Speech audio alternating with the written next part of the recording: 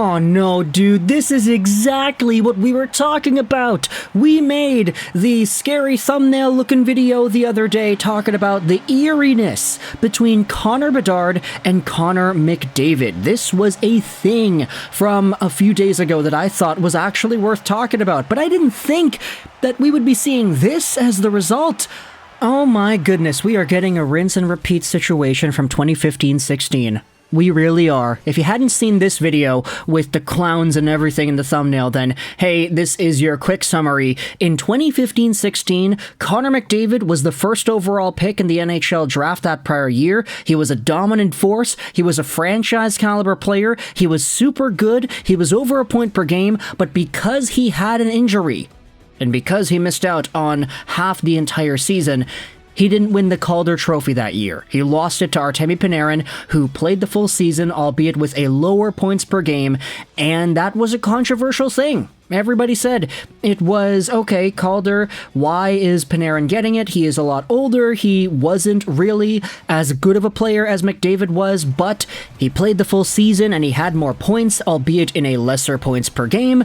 The Calder is a trophy given out to the rookie that exhibits the best season, not the rookie who was the best player. So, in the eyes of the NHL voters, the season that Panarin had, which was a full-length season, was better than the season that McDavid had. And McDavid was out for half the year because he got hit into the boards by one Brandon Manning.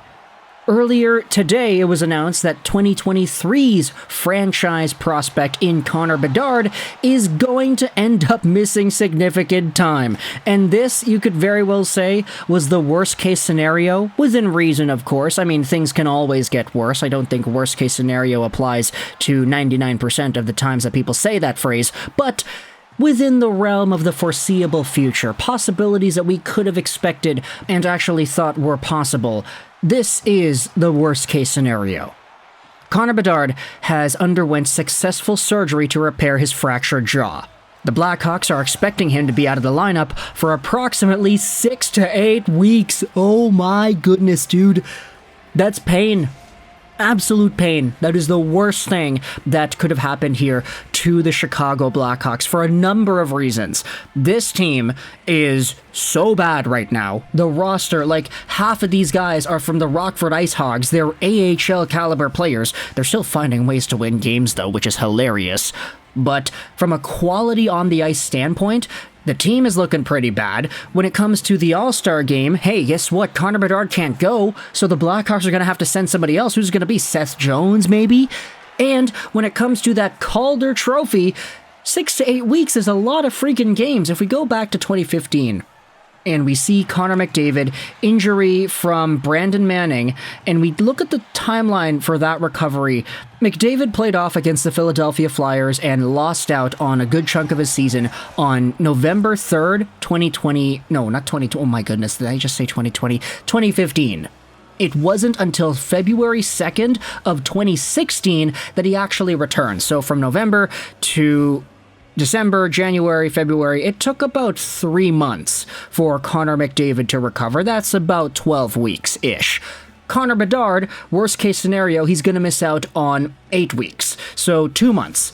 2 months on a recovery is, what is that, like, let's say 30 games played in an NHL year?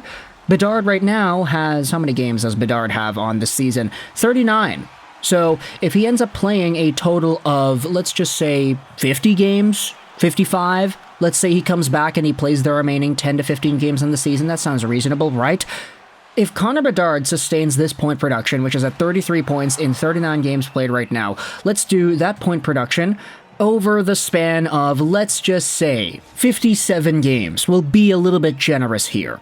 33 divided by 39 multiplied out by 57, Connor Bedard would be on pace for about 48 points, which is not bad, definitely not bad, considering the circumstances and considering the fact that Bedard has really had no support to work off of.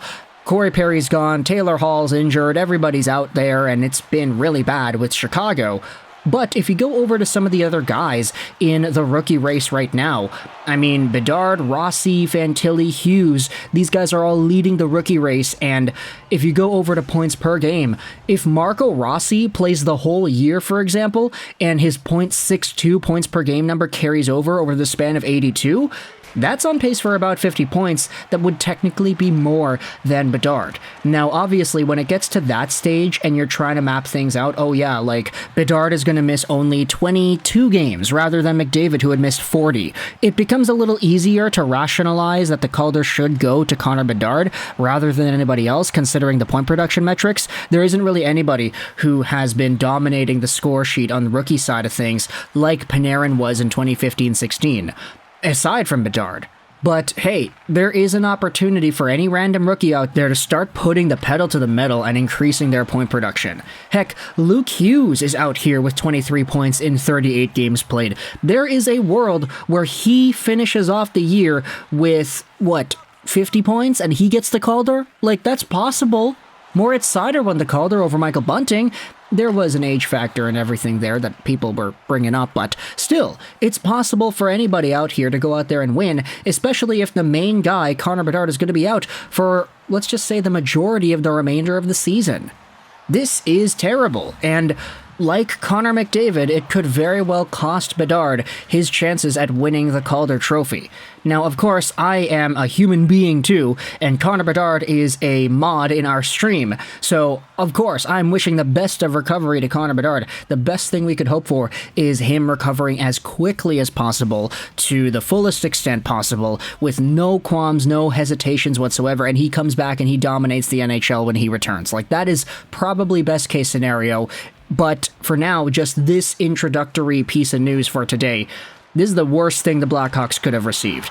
Absolutely the worst thing. Now, there's no reason to watch Chicago Blackhawks hockey unless you're super passionate about Jason Dickinson going out there and scoring the goals that he's scoring. Macklin Celebrini, come on down, baby, because you're going to have yourselves a wonderful time chilling with the Chicago Blackhawks, playing with Connor Bedard next year, and I don't know, maybe Elias Pettersson. Who really knows? You're not getting Nylander anymore. That guy's signed on to the Leafs for the next 8 years. But let me know your thoughts if you are a Chicago Blackhawks fan. How do you feel about Connor Bedard and his injury here, dude? That sucks. There's really nothing else we can say. That is the most unfortunate piece of news that we could have gotten. And it's not even like Brendan Smith, the New Jersey guy that injured Bedard, is really at fault, you know? Like, we talked about the hit. We discussed it in the comments section in the last video, but like, it didn't really seem like a malicious thing. Brendan Smith just stood there, and Connor Bedard happened to skate into him head first, jaw first. Just a terrible, unfortunate situation all around, and something that honestly felt a little preventable, but alas, this is the timeline we live in, where small things like that end up in huge 6 to 8 week recovery time injuries. So let me know your thoughts in the comment section below about Connor Bedard missing out on this much of the season. How much do you think this will impact his chances at the Calder Trophy? Do you think he is still a lock to win it? Or do you think Marco Rossi or Luke Hughes or Adam Fantilli come from behind and take the dub instead? Let me know your thoughts in the comment section below. I hope you enjoyed this video. And bye.